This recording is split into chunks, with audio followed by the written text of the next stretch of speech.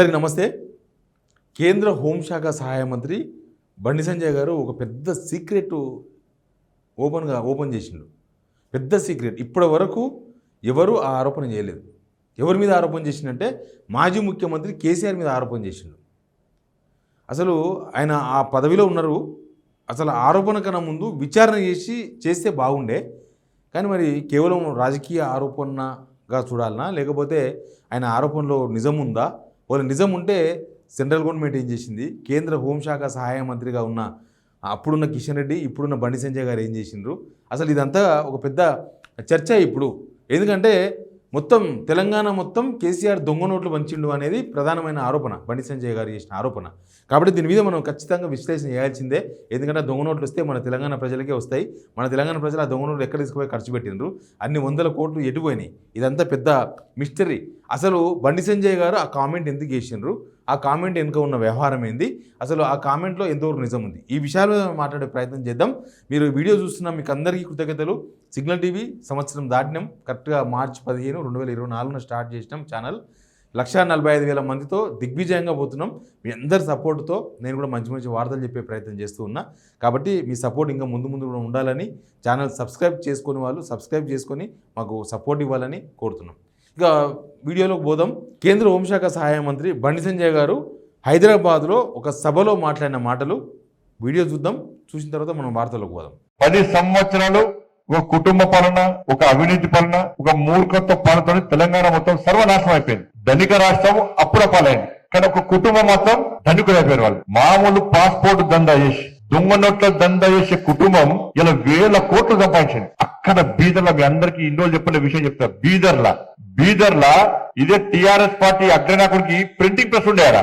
నాకు మొన్న ఢిల్లీలో ఒక పోలీస్ ఆఫీసర్ కలిసిండు. సార్, నేను సిద్దిపేట ఎస్పీ ఉన్నప్పుడు బీదర్ లో ఒక ప్రింటింగ్ ప్రెస్ ఉండే. ఆ ప్రింటింగ్ ప్రెస్ టిఆర్ఎస్ పార్టీ ఆది నాయకుడిది. మరి ఏం చేస్తారు సార్ అంటే, టిఆర్ఎస్ పార్టీ కరపత్రాలు కాదు, దొంగ నోట్లు ముద్రిస్తారట.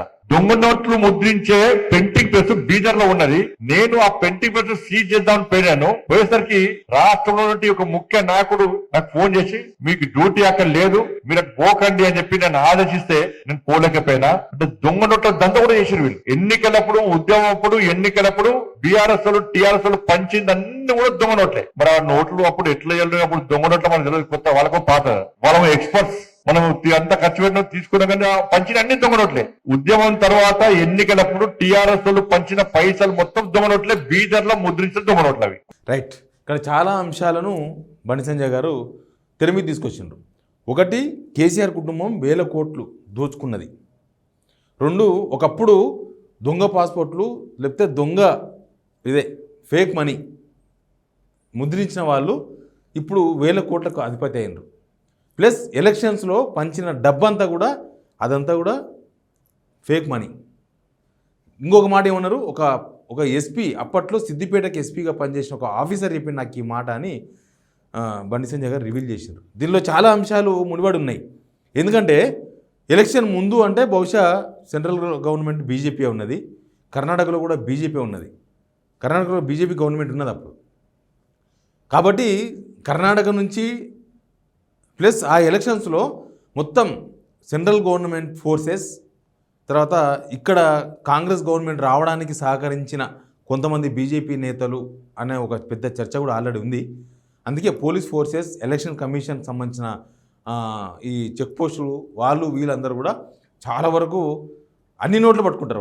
వాళ్ళు కనిపిస్తే పట్టుకుంటారు. ప్లస్ కేసీఆర్ అమౌంట్ అంటే ఖచ్చితంగా పట్టుకుంటారు. ఒకవేళ కేసీఆర్ పంచడానికి తీసుకొచ్చిన డబ్బులు అంటే అప్పుడున్న పొజిషన్లో, అప్పుడున్న వాతావరణంలో ఖచ్చితంగా పట్టుకునే డబ్బులు అవి. కేసీఆర్ డబ్బులు అంటే పట్టుకోవాల్సిందే. అట్లాంటి వాతావరణం అప్పుడు ఉన్నది. మరి కర్ణాటక నుంచి దొంగ డబ్బులు తెలంగాణకి ఎట్లొచ్చినాయి? అక్కడ ఉన్నది మీ సెంట్రల్ గవర్నమెంట్, అక్కడ ఉన్నది మీ గవర్నమెంట్, కర్ణాటకలో ఉన్నది. సేమ్ టైం కేంద్ర హోంశాఖ సహాయ మంత్రి అప్పుడు ఉన్నది కిషన్ రెడ్డి గారు, ఇప్పుడున్న బండి సంజయ్ గారి ప్లేస్లో ఉన్నది కిషన్ రెడ్డి గారు.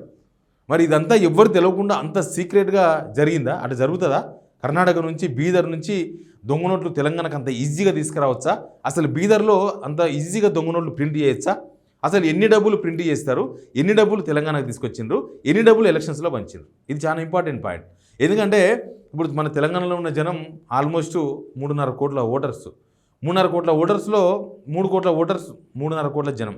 అయితే ఇందులో కనీసం కనీసం ఒక 70 లక్షల మందికి ఫ్యామిలీకి ఒక్కరికే పంచారు అనుకుందాం, ఫ్యామిలీస్ కూడా చాలా ఉంటాయి. ఒక 70 లక్షల మందికి కేవలం 1000 రూపాయలు మాత్రం ఇస్తేనే 700 కోట్ల రూపాయలు ఖర్చు అవుతాయి. అంటే కేసీఆర్ ఒకవేళ 70 లక్షల మందికి ఒక్కొక్క మనిషికి 1000 రూపాయలు కనుక ఇస్తే ఖచ్చితంగా అవి 700 కోట్ల రూపాయలు అవుతాయి. 700 కోట్ల రూపాయలు కేసీఆర్ బీదర్ నుంచి తీసుకొచ్చి తెలంగాణలో పంచితే జనాలు ఆ డబ్బులు ఎక్కడ ఖర్చు పెట్టినరు, ఎక్కడ పోయినాయి 700 కోట్ల రూపాయలు? అసలు సెంట్రల్ ఇంటెలిజెన్స్ ఐబీ ఉంటుంది, తర్వాత స్టేట్ ఇంటెలిజెన్స్ ఉంటుంది. ఇప్పుడు ఈ కాంగ్రెస్ గవర్నమెంట్ వచ్చి కూడా ఆల్మోస్ట్ 16 నెలలు అయిపోయింది. ఈ 16 నెలల్లో దొంగ నోట్లు ఎక్కడ దొరకలేదా? అప్పుడు ఎలక్షన్స్లో ఖర్చు పెట్టిన డబ్బులు ఎటు పోయినాయి? భూమిలోకి పోయినాయా, ఆకాశంలోకి పోయినాయా?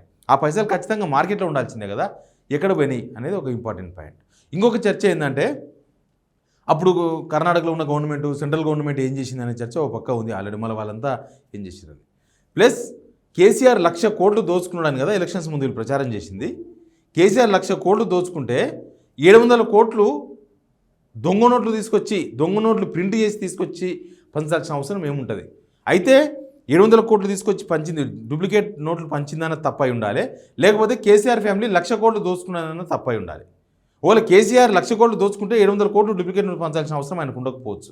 ప్లస్ ఈ గవర్నమెంట్ వచ్చి 16 నెలలు అయింది, ఇప్పటిదాకా 1,00,000 కోట్లు కాదు, కనీసం 1 కోటి రూపాయలు కూడా కేసీఆర్ దగ్గర నుంచి రికవరీ చేయలేదు, కనీసం కేసీఆర్ మీద కేసు కూడా బుక్ చేయలేదు. అసలు ఎక్కడ ఆరోపణలు చేసినారు? అంతకుముందు సిబిఐ కూడా 1,00,000 కోట్లు దోచుకున్నారని చెప్పేసి ఆధారాలు ఇచ్చినారని చెప్పిన రేవంత్ రెడ్డి ఇప్పుడు ముఖ్యమంత్రిగా ఉన్నారు, కానీ ఇప్పటి వరకు అసలు ఏ సిబిఐ లేదు, ఏ ఈడీ లేదు. అసలు రేవంత్ రెడ్డి ప్రభుత్వంలోకి వచ్చిన తర్వాత గవర్నమెంట్ డిపార్ట్మెంట్స్లో జరిగిన చాలా విషయాలు, చాలా డాక్యుమెంటేషన్ అంతా కూడా రేవంత్ రెడ్డి చేతిలో ఉంటుంది. కానీ ఇప్పటిదాకా ఎందుకు అసలు ఈ కేసీఆర్ విషయంలో మరి 1,00,000 కోట్లు దోచుకుంటే ఎందుకు బయటికి తీయలేదు? ఇట్లాంటి చాలా చాలా చాలా చర్చ జరగాల్సిన అవసరం ఉంది. ఎందుకంటే ఉత్తగా ఆరోపణలు చేయడం కాదు, దాన్ని ప్రూవ్ చేయాలి. ఉత్తగా రాజకీయ ఆరోపణలతోన పబ్బం గడిపితే అది జనాలకు రాంగ్ పోతుంది. కాబట్టి దాని మీద చర్చ జరగాల్సి ఉంది. కేటీఆర్ మీద స్పందించిండు. కేటీఆర్ ఏమన్నారు వినండి, ఒక టీవీ ఛానల్తో మాట్లాడి. బండి సంజయ్ అంటే ఆయన ఇలా కేంద్ర హోంశాఖ సహాయ మంత్రి అనుకుంటా. ఆయనకు దమ్ముంటే ఏందో విషయం ఏందో బయట పెట్టమని మాట్లాడమని రాదు. ఎందుకు ఈ గాసిప్స్, ఎందుకు ఈ పనికిమాలిన డైలాగులు ఎందుకు? కేంద్ర హోంశాఖ సహాయ మంత్రివి నువ్వు. ఆ రోజు అక్కడ ఉన్నది కర్ణాటకలో బీజేపీ గవర్నమెంట్. మరి దొంగలు ఎవరో నువ్వే బయట పెట్టు, ఎవరిదో ఆ ప్రింటింగ్ ప్రెస్ నువ్వే చెప్పు. విచారణ ఏమైనా కోరుతున్నారా ఈ దొంగ నోట్ల ఆరోపణ? ఈ సన్నాసి మాటలు, పనికిమాలిన ఫాల్తు ముచ్చట్లు తప్ప కరీంనగర్ కు ఒక బడి తెచ్చే ముఖం లేదు, ఒక కళాశాల తెచ్చే ముఖం లేదు, సిరిసిల్లకు మెగా పవర్ లూమ్ క్లస్టర్ తెచ్చే ముఖం లేదు, కనీసం ఒక మంచి పని చేస్తే చెప్పుకోనికి తెలివి లేదు. మంత్రి అయినాక కూడా ఎన్ని రోజులు ఇదే మొరుగుడు, ఇదే పిచ్చి మాటలు. రైట్. కేటీఆర్ అడిగింది కూడా క్వశ్చన్సే. ఏమన్నా ఉంటే బయట పెట్టమని అడుగుతున్నారు. ఉత్తగా రాజకీయ ఆరోపణలు వద్దు. ఏమన్నా ఉంటే మీ దగ్గర ఏమన్నా ఉంటే మీరే గవర్నమెంట్, సెంట్రల్ గవర్నమెంట్ 12 సంవత్సరాల నుంచి మీదే ఉంది. ఇక్కడ అందరి సపోర్టుతో నడుస్తున్న కాంగ్రెస్ గవర్నమెంట్ ఉంది, సెంట్రల్ సపోర్ట్తో నడుస్తున్న కాంగ్రెస్ గవర్నమెంట్ ఉంది. ఈజీగా బయటపెట్టచ్చు, చాలా ఈజీ. ఇంకా మీ గవర్నమెంట్, స్టేట్ గవర్నమెంట్ మీదే అన్నట్టుంది. ఇక్కడ బీజేపీ గవర్నమెంట్ నడుస్తుందన్న ఒక పెద్ద అది ఉంది స్టేట్లో. కాబట్టి ఇప్పుడు మీరు ఆ విషయాలు బయట పెడితే కేసీఆర్ను జనాలు నిలబెట్టవచ్చు. ఉత్తగా రాజకీయ ఆరోపణ చేయకుండా అట్లా నిలబెట్టే అవకాశం బండి సంజయ్ గారికి ఉంటుంది. ప్లస్ అసలు బండి సంజయ్, నాకు కొంతమంది మెసేజ్ పెట్టిండ్రు, అసలు బండి సంజయ్ బీజేపీ రాష్ట్ర అధ్యక్షుడు కాకముందు, లేకపోతే ఎంపీ కాకముందు ఆయన ఆస్తులు ఎంత, ఇప్పుడున్న ఆస్తులు ఎంత, ఆయన ఆస్తులు ఎన్ని, అసలు ఈ రాజకీయ నాయకుల ఆస్తులు మొత్తం, not only Bandi Sanjay, not only KCR, అసలు ఈ రాజకీయ నాయకుల మొత్తం. ఎందుకంటే మనం ఇన్ని సంవత్సరాలు కష్టపడితే మనకు రూపాయి కూడా రాదు. మనం అప్పుల పాలు అవుతుంటాం, అప్పు చేస్తే తప్ప మనం పప్పు కూడా తినలేము. అట్లాంటిది ఈ రాజకీయ నాయకులు అందరూ ఇప్పుడు కేసీఆర్ మీద ఆరోపణ చేసింది కాబట్టి బండి సంజయ్ గారితో సహా, ప్లస్ కేసీఆర్తో సహా రాజకీయాలకు వచ్చినప్పటి నుంచి, ఎందుకంటే కేసీఆర్ అయితే ఎప్పుడో 1985లో ఫస్ట్ ఎమ్మెల్యే అయ్యిండు. అంతకన్నా ముందు ఆయన లోకల్ బాడీలో పోటీ చేసి గెలిచిండు. అప్పటి నుంచి రాజకీయాల్లో ఉన్నాడు. బండి సంజయ్ అయితే మన కళ్ళ ముందే కదా ఎదిగింది. ఆయన మన కళ్ళ ముందే కార్పొరేట్ ఓడిపోయిండు, మన కళ్ళ ముందే కార్పొరేట్ గెలిచిండు, మన కళ్ళ ముందే ఎమ్మెల్యే ఓడిపోయిండు, మన కళ్ళ ముందే ఎంపీగా గెలిచిండు, మన కళ్ళ ముందే మళ్ళీ ఎమ్మెల్యే ఓడిపోయిండు, మన కళ్ళ ముందే మళ్ళీ ఎంపీగా గెలిచిండు, మన కళ్ళ ముందే కేంద్ర హోంశాఖ సహాయ మంత్రి అయ్యాడు. కాబట్టి ఆయన ఆస్తుల మీద కూడా చాలా అనుమానాలు ఉన్నాయి ప్రపంచంలో. కాబట్టి అవి కూడా బయట పెడితే అంత పొలిటీషియన్స్ అంతా పారదర్శకంగా బయట ఈజీగా జనాలలో ఉన్న భ్రమలు తొలగించే అవకాశం ఉంటుంది. జనాలలో ఏవైతే ఆలోచన ఉన్నావో, ఈయన ఎట్లా డబ్బులు సంపాదించిండు, ఆయన డబ్బులు సంపాదించిండు, ఇక చంద్రబాబు మీద మనం చెప్పలేము ఇప్పుడు. ఎందుకంటే ఆయన పక్క రాష్ట్ర ముఖ్యమంత్రి, 2 ఎకరాల ముఖ్యమంత్రి, 2 ఎకరాల చంద్రబాబు 2,000 కోట్లు. ఇప్పుడు 2,000 కోట్లు కాదు, ఎక్కువ ఉంటాయి చాలా, వాళ్ళ బిజినెసే చాలా పెద్దది. కాబట్టి అవన్నీ మనం ఏపీ గురించి తర్వాత మాట్లాడదాం. తెలంగాణలో ఉన్న రాజకీయ నాయకులే రేవంత్ రెడ్డితో సహా అందరూ తీసి బయట పెడితే ఓపెన్ పెడితే జనాలు కూడా హర్షించే అవకాశం ఉంటుంది. బట్ బండి సంజయ్ చేసిన కామెంట్ ఆయన కామెంట్ చేసి వదిలేస్తే ఆయన కేవలం పొలిటికల్ రాజకీయాల కోసం లేకపోతే తన ఉనికి చాటుకోనిక కోసం చేస్తున్న లేకపోతే ఏదో ఒకటి మాట్లాడాలి ఏదో ఒకటి వాగాలని చెప్పి మాట్లాడుతున్నాడనే తట్టే జనాలు భావించే అవకాశం ఉంటుంది. కాబట్టి బండి సంజయ్ గారు చేసిన ఆరోపణ కాకుండా అసలు వాస్తవం ఏంది, అసలు మీ గవర్నమెంట్ ఏం చేసింది, మీ ఐబీ ఏం చేసింది, ఇక్కడున్న స్టేట్ గవర్నమెంట్ ఏం చేసింది, రేవంత్ రెడ్డి ఎందుకు ఫెయిల్ అయ్యాడు, మోడీ ఎందుకు ఫెయిల్ అయ్యాడు, ఈ విషయాలన్నీ కూడా బయట పెట్టాల్సిన అవసరం అయితే ఖచ్చితంగా అనిపిస్తుంది ప్రజల కోసం. Please subscribe signal TV.